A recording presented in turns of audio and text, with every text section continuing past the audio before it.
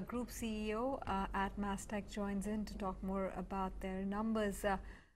John, good to have you on the show. What was the sequential growth in constant currency terms versus dollar growth?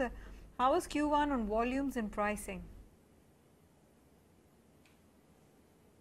Well, I think Q1's been another good quarter. It's our 9th consecutive quarter of growth, and we're starting to see, good momentum in our top line, and I think that's also translating into a better quality of earnings.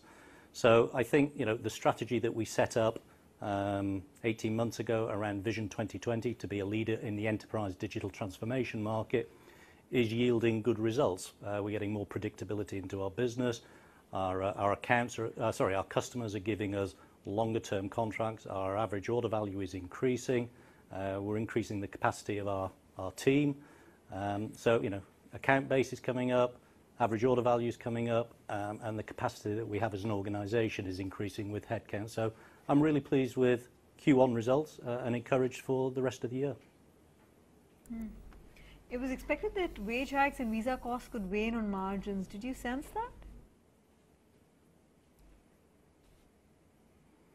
that? I think we've got to be competitive. I think lots of people have said the digital space is a very competitive. You don't enjoy good, luxury margins, and you fight for every deal. But I think as customers build more confidence in Mastek as their delivery partner in digital, we'll start to see some productivity gains as we build critical mass in the organisation. But yeah, we've got to be competitive. The competition for talent is still very aggressive, but I think we can absorb those wage hikes within our operating efficiencies. John, tell us about what the growth was like in North America versus the other markets, and what's the kind of pickup that you foresee given how strong the American economy has been, and most project it's going to continue to be so.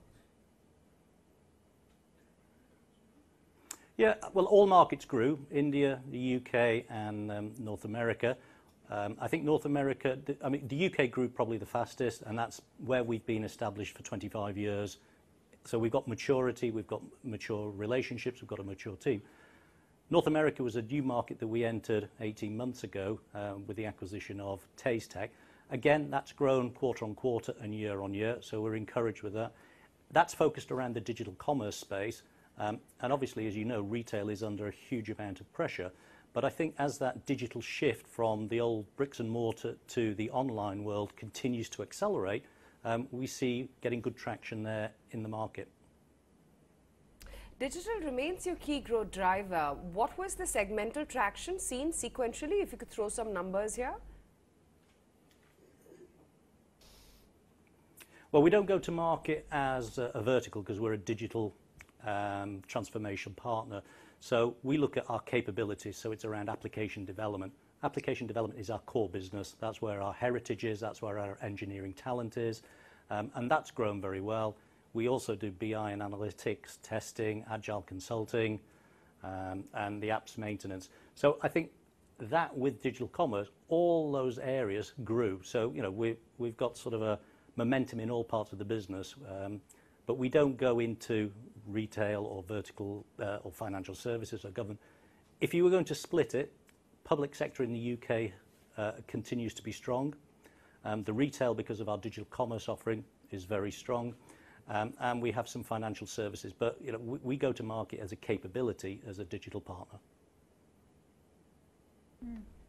Based on client budgets and your deal pipeline, where is it that you're spotting growth trends which are sustainable? I'm sorry, I didn't catch it. Could you repeat the question, please? I was asking about, on client budgets and your deal pipeline, what kind of growth are you seeing in each one of your segments? And, on a long-term basis, let's say over the course of the next 4 to 6 quarters, where do you see traction to be the most dominant? As I say, all markets are enjoying growth.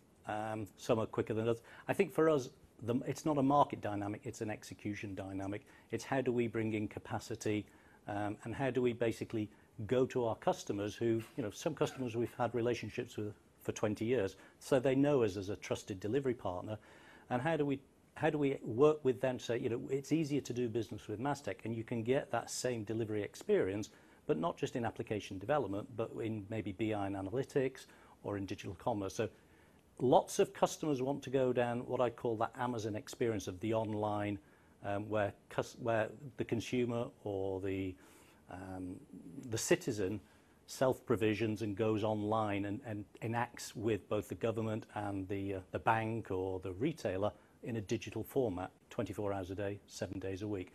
That discontinuity in the market is accelerating most of our growth, because organizations need to move quickly because they're being driven by their shareholders, their customers, their suppliers, and that's probably where we're seeing the growth as opposed to any one area.